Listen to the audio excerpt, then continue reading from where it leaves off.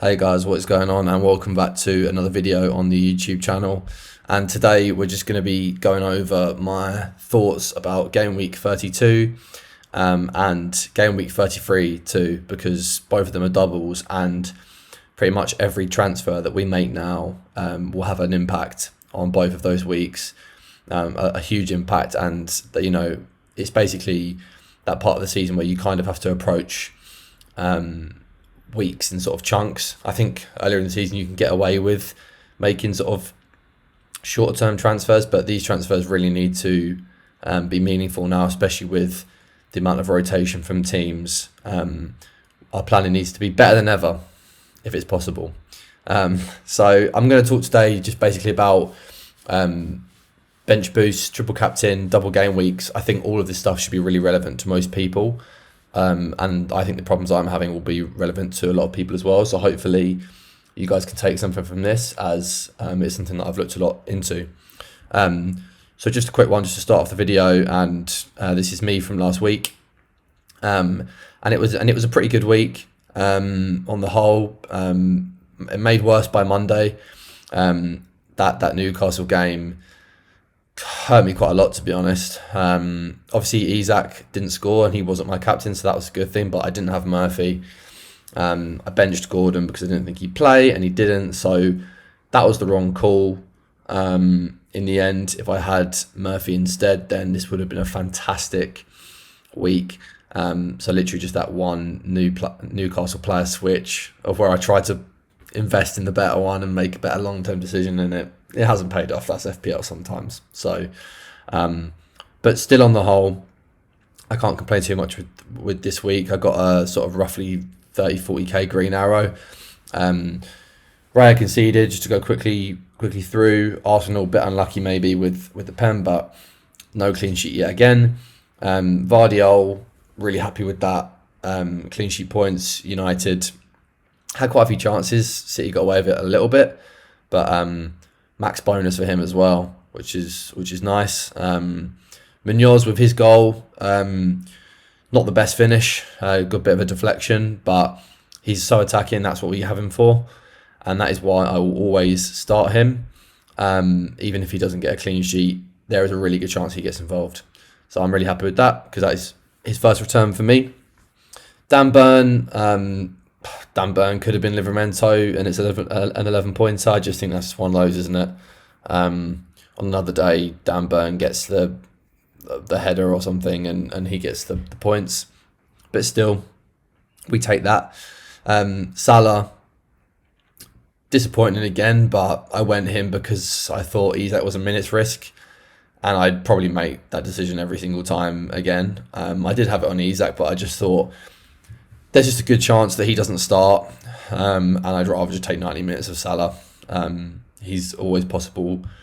It's always possible he comes up with something, and it's probably the last time he captained him for a while. But yeah, got away with that one a little bit. Sarr, he didn't have a whole lot in that game, but and I wasn't going to play him, but he played because of Gordon. So most people have him. Still happy to have him for the doubles. Foden, disappointing, pulled off. Don't know if it was an injury yet. We're just going to have to wait and see what Pep says, and we'll talk more about him in the next section. As a 9-pointer, 2 assists, ran the game, looked great, could have had a goal. Really happy with him as a pick. Marmoush had a couple of chances, one nice volley outside the box, one sort of snatch shot, didn't really do too much, but again, still happy to own him ahead of the double. Evan Nilsson, my absolute hero. Just 2 strikers goals. Like, all of his goals recently just seem to be those like poachy strikers finishes, and I think that's great. Like, I'd rather he score those than like putting his foot through it outside the box, or just good finishes in general, because these are the types of goals that you want your striker to score. And when Kluivert's back in the team, I think he can only get better. So really happy to have him as a bit of a differential, to be honest, because a lot of people have Mateta. And then Isak, he snatched a few chances. I don't think he looked that great against that Leicester side, but he probably wasn't fully fit. I'm not sure whether he'll be fully fit going into next week. Howe says he is, but I have learnt not to trust that man with my Gordon escapade.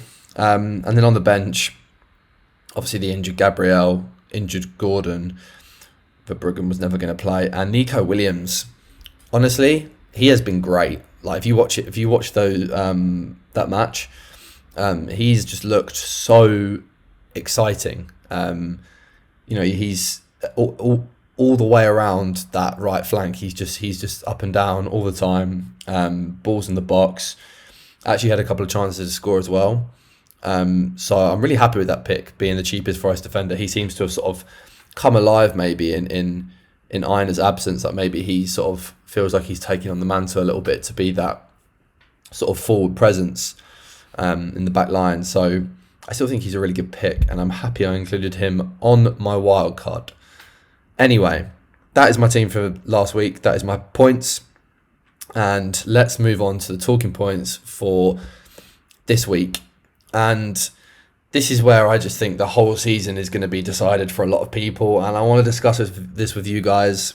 Please get in the comments and chat to me and let me know what you think, because I find this really difficult to decide. So a lot of you guys, I think, will have at least one of these chips, if not two. And I think these next 2 weeks are the best 2 weeks to use both of these chips, if you can, because obviously it's 2 double game weeks. They're the only 2 confirmed doubles that we have. We may get one later down the line in 36. We may not. And I think ideally you just want to sort of not get them out the way, but if you've got good opportunities to use them, take them. Like, don't assume that you're going to get a good opportunity down the line, because it could get towards the end of the season. Teams might not have a lot to play for. Players start to get even more rests, and I think this is the time to use them, unless you really can't. So, first one to talk about, triple captain. What are some viable options between now and the end of the season, and how can we maximise efficiency of this chip with minutes risks? And I think this, for me, is what I'm really struggling with right now, just across the board in FPL. When you look at the teams that are doubling over the next 2 weeks and the triple captain options available, how many of the best options can we say with any real assurance that they start both games and have good minutes? And I think this is where, if you triple captain Salah earlier in the season, he's such a triple captainable player because he always plays 90 minutes, and that is just so valuable. And I think at the moment, with these tight turnarounds for games and teams being in many competitions, who can we rely on? And I think when you look at 32 and 33, assuming that let's say we don't get a double in 36, because I don't want to take that risk, the triple captain options, we've got Isak this week at home to United and Palace.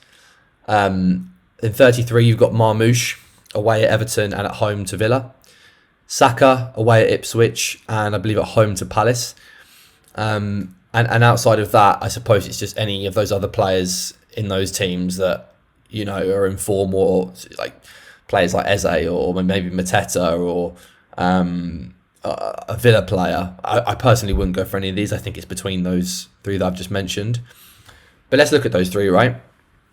I think Saka, for me, and this is probably where I've made a mistake in pushing myself towards bench boost 32, because I thought with Saka coming back that by 33 he would be the guy sort of playing a lot of minutes, pushing that Arsenal team forward.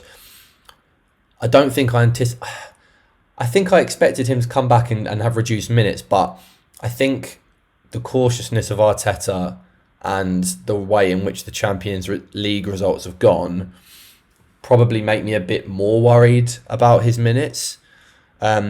And I think if I knew that he was going to start both games and get good minutes, he is the best captain on that list. No questions in my mind, best triple captain, because Ipswich away is a fantastic fixture. They're as good as down. And Palace, I think, is as good as any, because they've got an FA Cup tie and they might even rest players. They've got a busy period. So, and obviously Saka is Saka. He looks fantastic. Anyone that watches him can see that. He's a midfielder, so he gets extra points. And I loved those two fixtures for a triple captaincy, but I just can't be sure now. So that throws a spanner in the works. Marmoush is probably my second best option right now. I think he can score really well in those two games. Again, it's just Pep. I think he's one of the first names on the team sheet at the moment, but they have an FA Cup fixture. And is there a chance he gets rotated? I actually think if he starts both and plays most of the games, I think he returns in probably both, if not heavily in one. I think he's a really good player and I think he can do well. But I'm just not sure. I'm not sure he starts. We could see Foden pushed up. We could see, I don't know, we could see, Savinho. We could see Savinho, Foden, Doku with Grealish behind, Pep's done all sorts of stuff recently. But I think he's the most nailed. And I'm tempted. And then we have Isak. And I think on paper this is the best option. I think 2 home games. Newcastle have no other competitions. Howe says he's fit. He's probably the best striker in the league right now. And Newcastle have a lot to play for. So they're must-win games in terms of their Champions League qualification. So there aren't really too many downsides for Isak. The only downsides I foresee are lack of minutes. Is he fit? Will he get injured? Or this reoccurring groin injury that he has surface again in the United game when he misses Palace? And how will the team play? How many goals can Newcastle score across those 2 games without potentially Gordon and playing against a United team that will probably sit quite low, a Palace team that are playing very well? What is his ceiling for those 2 games? And then the other one for me, which puts me off, is bench boost, and that leads me quite nicely on to talking about the bench boost for this week. So I think for you guys watching this video, you'll probably have in your mind how you might have wanted to approach bench boost based on your wildcard team. So a lot of people will have built a good bench for maybe 33 or 32, but it's FPL, plans change. I built my bench for 32, so my bench would have been quite strong this week, but I've had a couple of injuries which have stunted that. But just talking about the bench boost in general, I think for me, I think I want to use it sooner rather than later. And the reason for that is on the screen. The sooner you use it, the sooner you can almost say, you know what, I don't need these players on the bench. I can downgrade maybe an Arsenal defender that I've got on the bench and pick up, say, a cheap Forest defender for the run-in or something like that and target some good fixtures. Like, you can save money in places and upgrade that starting 11. And all the while you put that bench boost off, you want to keep that strong bench. You're going to have one eye on it. So for me, I want to use it. For me, 33 doesn't make sense. This week makes the most sense, but I need to make transfers.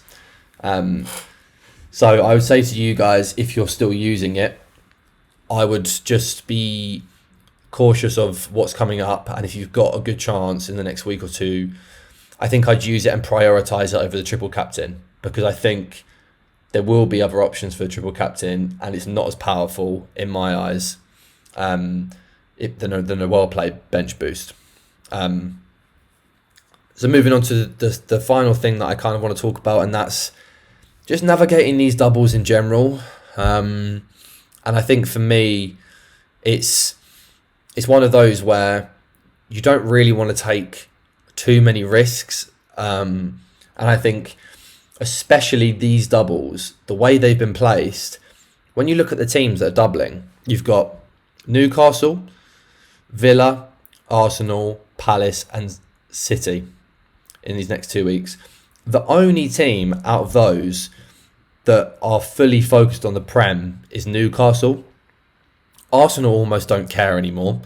They've clearly conceded that Liverpool have won the league, and they've got one eye on the Champions League, even more so now after the Madrid game. Palace, again, don't think they've got too much to play for in the league. And they're still in the FA Cup. City, also still in the FA Cup, have got a lot to play for in the league. And then Villa, who have everything to play for. Yes, they're facing an uphill battle against PSG in the Champions League, coming from 2 goals down, but they're also still in the FA Cup. And the FA Cup for them is massive. But if they're not in the Champions League this year and going well in the league, we're all talking about the FA Cup being super important to Villa, much like the Cup was for Newcastle. So for me, it just makes it really difficult to navigate this period. And I'd just say on that, maybe just be careful about the double plays that you are buying, because some of them will not play both games, and that's the whole point of a double, right? So only go out and buy a player if you think they have a really good chance of starting both of those 2 games. And that kind of leads me on to just what I want to talk about in terms of my team and these next 2 weeks. And basically, I'll just run you guys through what I'm thinking. And the first option for me was bench boost.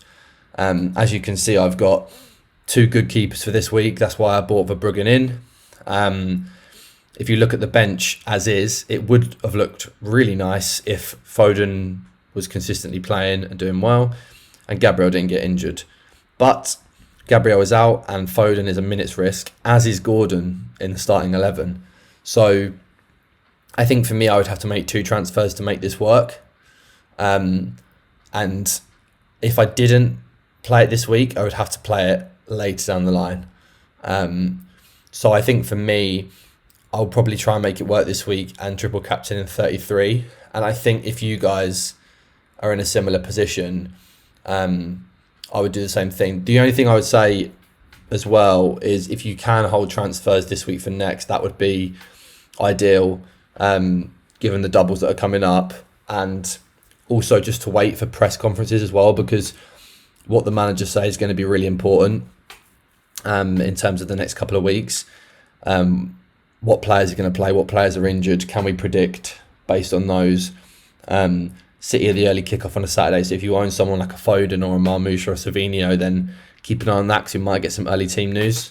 But yeah, basically my plan for this week is going to be one of 2 things. It's either going to be this and triple captain Isak, no transfers, or it will be 2 transfers and it will be Gabriel out to Saliba, and it will be Foden to Savinho, I think was the other one I was going to make, which will then allow me next week to do Gordon and Isak to, I think it was, I can't remember who I said I was going to get in, but I think it was basically just like a cheap striker, which will allow me to then, basically the team I want to work towards is to have both Foden and Saka for next week, because I think even though Foden's a minute's risk, he can still play in both of those games, and we know how good he is. But anyway, that's enough of me upping for today's video. Please let me know if you guys have any comments or any questions, and I hope you enjoyed, and please do consider subscribing if you did, and I will see you on the next one. Thanks guys.